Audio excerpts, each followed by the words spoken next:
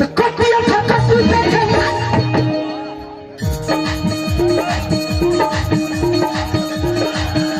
फिर से ऐसे ना अगर अच्छा लगी तो तनी ताली बाजे के चाहिए सगरी से मेरे भैया लड़का कहलस का तो कटिया कटू देखे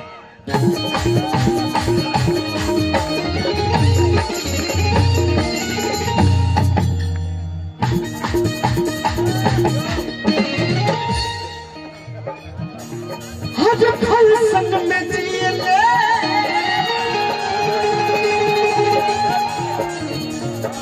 मम्मी से की न मिले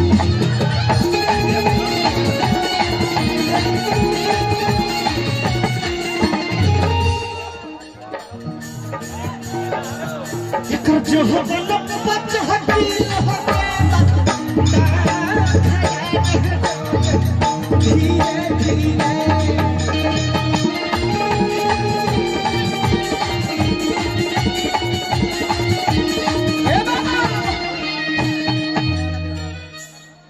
तीनों लोगों ने जाना गोलुआ इन्हें से नाची चारों लोग भाई लोग अगर अच्छा लगी तो तनी ताली बजावे के होई लड़का कहलस का तयकर जो हो न पाँच हटी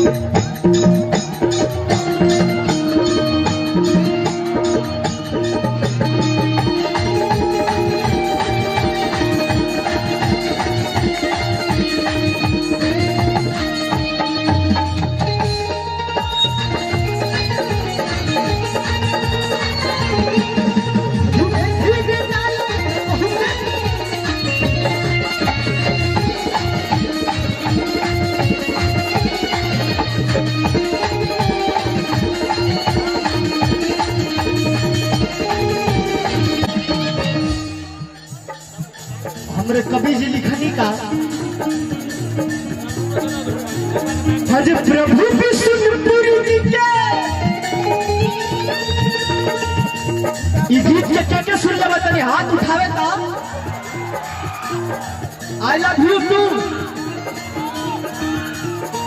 लड़का कहलस का ए उपेंद्र भैया छोटी हो ए शिवानी ए पूजा आज प्रभु विष्णुपुरी जी के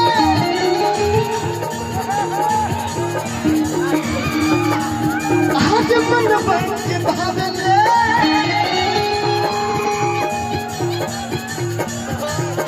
पर कुछ बोलो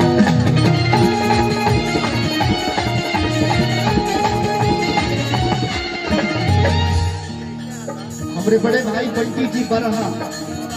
हम चाहते हैं मंच पे हुआ आए हमारे अजीत भैया के आदेश बाद मंच पे आए ए पूजा हज प्रभु विष्णुपुरी जी मन के भागले कुछ बोलूं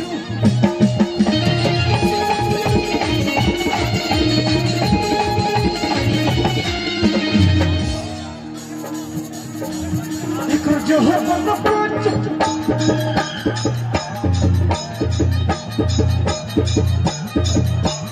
जो हो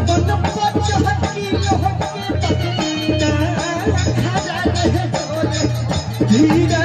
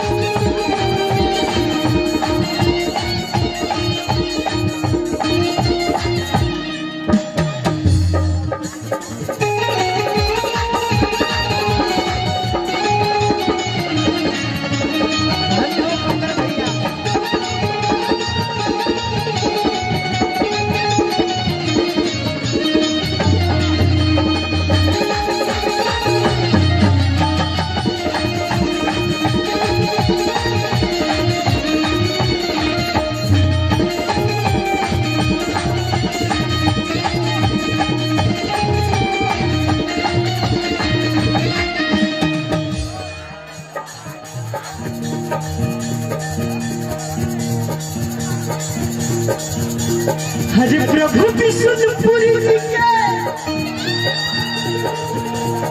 मन भाग्य भावे ले ए पूजा बोले कुछ बोलो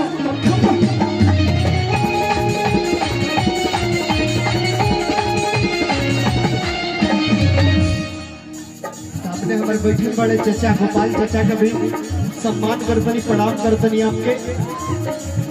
कि आज ऐसा मंच रेवा लगौले बानी भोलेनाथ और दानी से होरा करतनी ईश्वर से कामना करतनी कि काल एकरो से रेवा बड़े मंच लगाई जौना पे सब स्टार लोग के बुलाई और जहां अतना सुंदर पब्लिक के प्यार मिली तो कौनो स्टार ही जा जाए। प्रभु विष्णुपुरी जी आज मन भाग्य भावे ले बोले कुछ बोलू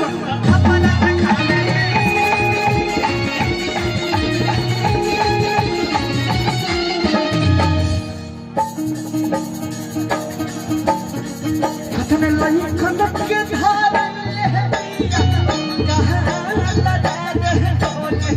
धीरे धीरे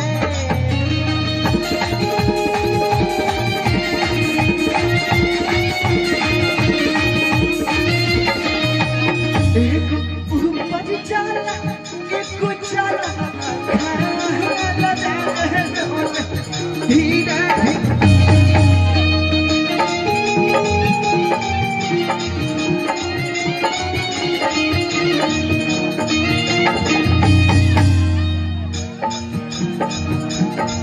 एक ऊपर चल है वो चल धीरे